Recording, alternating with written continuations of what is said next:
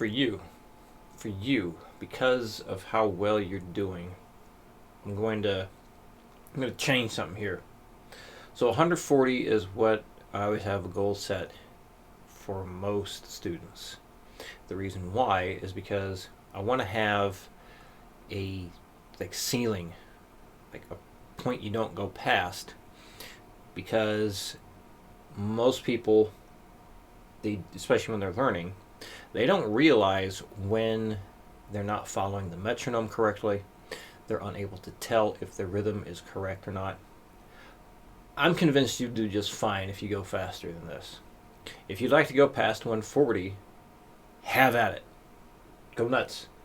So I'm going to just go up to the 140. I'm going to do, and you know what, because of how far along you already are, I'll do the slow and the fast speed. So I'll do the 60 and then I'll do the 140.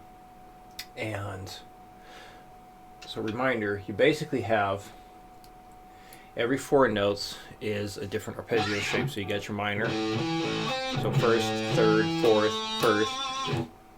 And when you go to this G major shape, I'm going to shift my hand over. So first, and then fourth, third, first.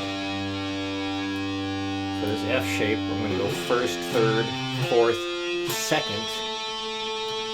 And then this G shape, I'm going to go shift the hand up, second, fourth, third, first. Back to the minor shape, the A minor, first, third, fourth, first. And then we're going to go up to a B diminished. So you can go first, third, second, first, or sometimes I'll go first, fourth, second, first. So either way is okay on this. And then up to the C shape, so first, third, fourth, second. And then down this D minor shape, I'll go second, because I'll just shift my hand over. And then fourth, third, first. And then for the rest of this, we're going up in the E minor shape first. And then we change up some notes here. For this last part, first, third, fourth, first, second, fourth, second, first, third. So that's the fingering for it. So here it is at the slow 60. 1, 2, 3, 4.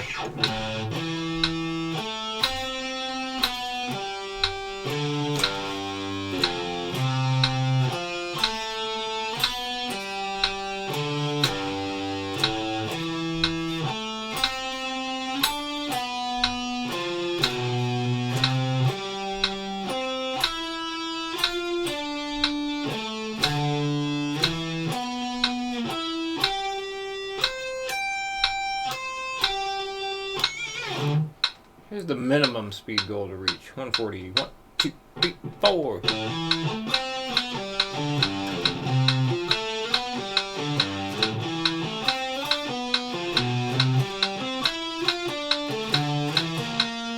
I cannot believe I just did that. I went for a diminished shape instead of a minor. Take 2. 1, 2, 3, 4. That was kind of a bad note. This is not going very well. 1, 2, 3, 4.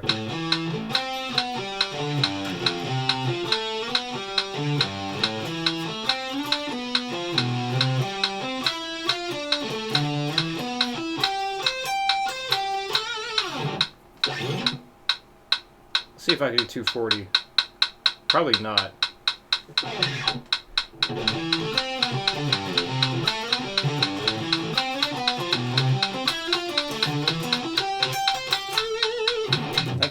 Right, 1, 2, 1, 2, 3, 4.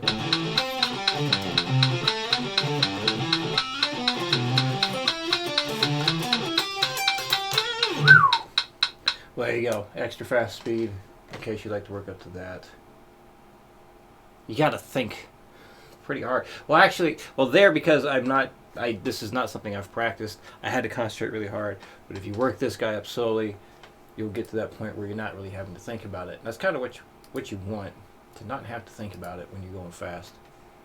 Okay, so the add 9 arpeggios here in polyrhythm. Alright, so it's nice and slow. 60. 1, 2, 3, 4.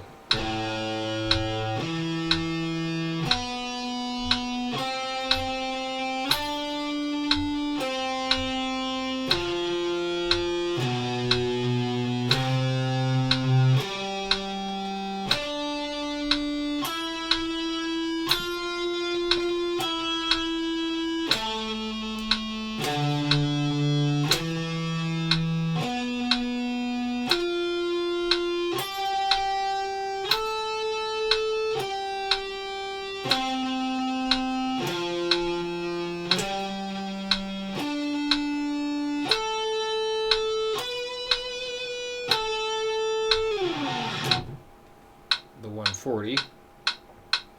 1, 2, 3, 4.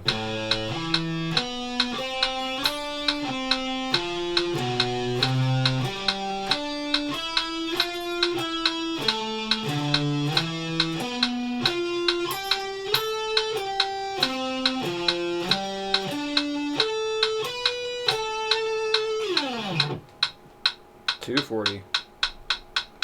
1, 2, 1, 2, 3, 4.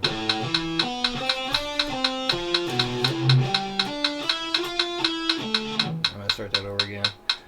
Gotta tap my foot a bit faster. 1, 2, 1, 2, 3, 4.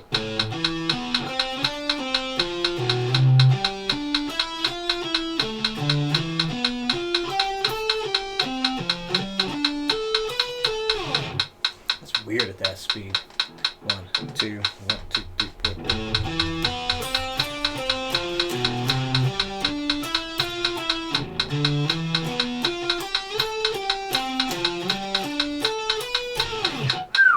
Anyway, alright, so there's that. Alright, so this guy, yeah, when you get to 240, send a video in, please. So this is working on, hang on, working on training your fingers to be down in advance for all the pull-off stuff that you do. So you are literally plucking the strings with your fretting fingers to perform the pull-offs. Okay, so here it is a 60 and a 3/4 time signature. 1, 2, 3.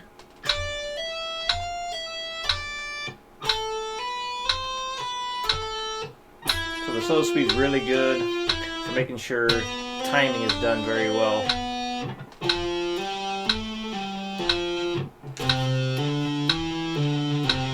It can be extra difficult to do pull-offs and hammer-ons that slow. So typically 160 is what I have as a minimum speed for everybody, or I should say a top speed. So I'll do 160 next. 1, 2, 1, 2, 3, 4.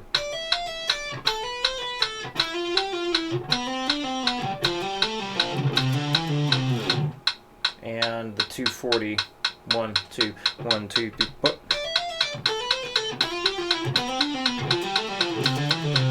I just realized I went back to my habit of always counting off 4 for this, so sorry about that, but hopefully that still makes sense.